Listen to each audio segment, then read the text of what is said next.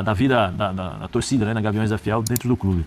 Então, assim, é lamentável, é lamentável. Essas pessoas realmente não gostam do Corinthians. Essas pessoas não respeitam o Corinthians, não respeitam a história do clube, né? É um clube do povo, infelizmente não é um clube do povo, é um clube de poder. É um clube onde as pessoas não visam o melhor para o Corinthians. Porque se realmente estivessem olhando para o Corinthians, ia começar primeiro pelo Augusto, tu sairia numa boa, vou mostrar a minha inocência e volto e aqui eu assumo. Né? Essa confusão é lamentável. O outro grupo triste. que comandou o clube também por muitos anos, agora se saiu de uma forma democrática também, fica forçando para voltar. Não é aí, não é por aí? Não, mas eu não vejo, assim, conversando com as pessoas envolvidas nesse caso, são pessoas que estavam próximas ao Augusto, que fizeram e que mostraram as coisas que ele estava fazendo e que por isso pediram o afastamento dele. O Andrés, pelo menos a informação que eu tenho, o Andrés, o André Negão, a oposição, nesse caso, não se movimentou para tirá-lo de lá. Pelo menos isso são as informações que a gente tem aqui. Agora, que é lamentável a situação em que o Augusto assume o clube com toda essa dívida, com todo esse caos financeiro, é lógico que é lamentável. O Duílio tinha que responder por muitas das coisas que ele fez antes de ele sair. Como é que ele assina um contrato de rescisão com o Mano Menezes e o Mano não tem nada a ver com isso? O Mano está ali, me contratou, eu vou. Olha, passou um mês da presidência, ele perdeu a presidência e o Mano saiu depois de um mês. O Corinthians teve que pagar um contrato de rescisão de 10 milhões de reais para o Mano. Um contrato de 3 meses, porque o seu Duílio assumiu uma dívida, assinou um contrato que era inadmissível. E tantos outros, confissões de dívida, não pagaram.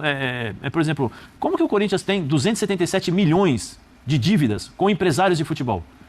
O Andrés teria que explicar, Roberto de Andrade teria que explicar, o presidente Mário Gobi teria que explicar, o próprio Duílio teria que explicar. Né? Então, assim, essas pessoas precisam dar satisfação, mas assim, sabe, não estão nem aí. Sabe por quê? Porque não são elas que pagam isso. Agora, a maior vergonha para todos vocês é a torcida bancar e pagar as prestações das dívidas que vocês assumiram. Quando vocês aceitam isso, e aí a torcida faz porque ama o clube, mostra para vocês a incapacidade que vocês tiveram de administrar um dos maiores clubes do Brasil e do mundo, pela quantidade de torcedores que tem. Então, é lamentável. É lamentável o que aconteceu hoje, no dia 31 de maio. É um dia histórico para o Corinthians. É um dia histórico. É uma vergonha histórica. E essas pessoas aí, o presidente, amanhã eu vou no jogo, não teria que estar no jogo. Vai passar vergonha. Eu estou imaginando, Zé, daqui a pouco o Elton vai falar também, mas eu vou voltar lá com o Tonhão. Eu estava pensando exatamente nisso que você acabou de citar. Amanhã tem Corinthians e Vitória na Neoquímica Arena, 18h30. E o Tonhão trouxe a informação, né, que o Augusto Melo disse que vai estar lá.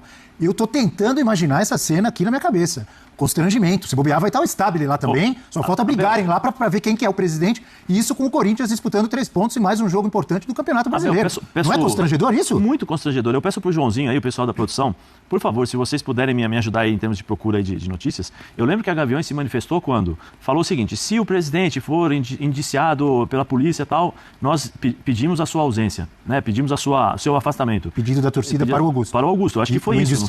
Indiciamento pela polícia. O indiciamento foi feito. Naquela primeira votação que teve.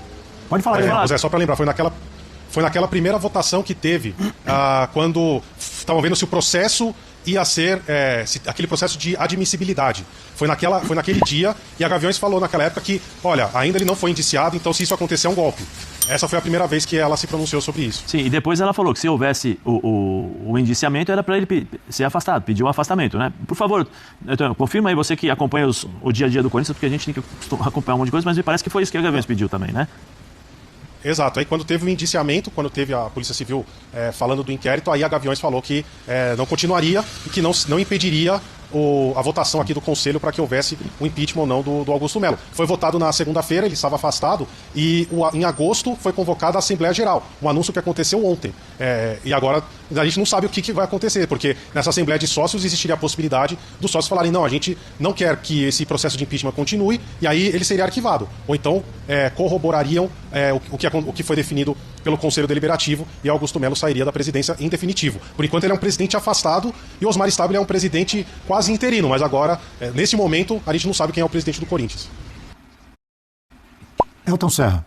Bom, primeiro eu acho que, trazendo de uma maneira geral, né? Acho que isso é reflexo da forma como os clubes brasileiros são geridos, né? Que são gestões ou modelos de gestão que hoje são incompatíveis com o que o futebol exige. E aí o modelo associativo, aí, né, condenando o modelo associativo, ele precisa ser reformulado, né? Porque o Tonhão trouxe aí, a gente está trazendo aqui. O Conselho Deliberativo, que é formado ali por uma parcela ínfima da torcida, é que decide o futuro do clube. A Assembleia de Sócios é para ratificar, talvez, um pedido que foi do Conselho Deliberativo. Mas para escolher o presidente, o sócio não ratifica o que o Conselho escolheu, né? O Augusto Melo não foi escolhido pelo torcedor do Corinthians. Então, isso acontece em muitos clubes pelo do Brasil. conselho, né? Um pouco pelo conselho. Mas, de uma maneira geral, né, pelo rito normal do estatuto, o torcedor ele não tem esse direito, né, de escolher. E olha o tamanho da torcida do Corinthians. E a gente está falando aqui, acho que do grande exemplo, junto com o Flamengo, de torcidas gigantescas que não necessariamente escolhem, o Flamengo passou por isso agora, no fim do ano passado, não escolhem o seu presidente.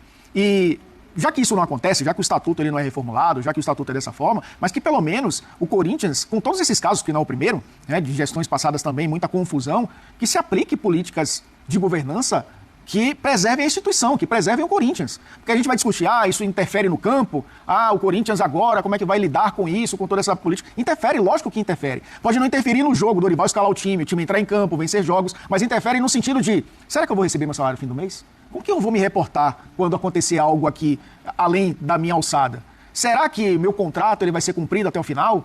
Obviamente que isso causa uma instabilidade individual que vai ser levada para o jogo. E eu acho que isso também precisa ser levado em consideração quando você olha esse modelo que não é condenável, né? As SAFs estão chegando, obviamente, aqui não é ódio à SAF, nem a condenação ao modelo associativo, mas os modelos associativos no Brasil, eles são arcaicos. E a gente está falando de uma instituição que deveria ser modelo para as outras pelo tamanho dela, pela marca. É o que o Zé falou. Qualquer empresa quer anunciar no Corinthians. Qualquer jogador numa situação boa de clube quer jogar no Corinthians. Até em situação ruim, imagina numa situação boa. É uma marca que deveria ser exemplo, mas eu acho que é exemplo do negativo, né? É o exemplo contrário. Acho que até pode servir de exemplo para as outras instituições não fazerem. Como não fazer? É só assistir o Corinthians do início do ano passado para cá. Olha,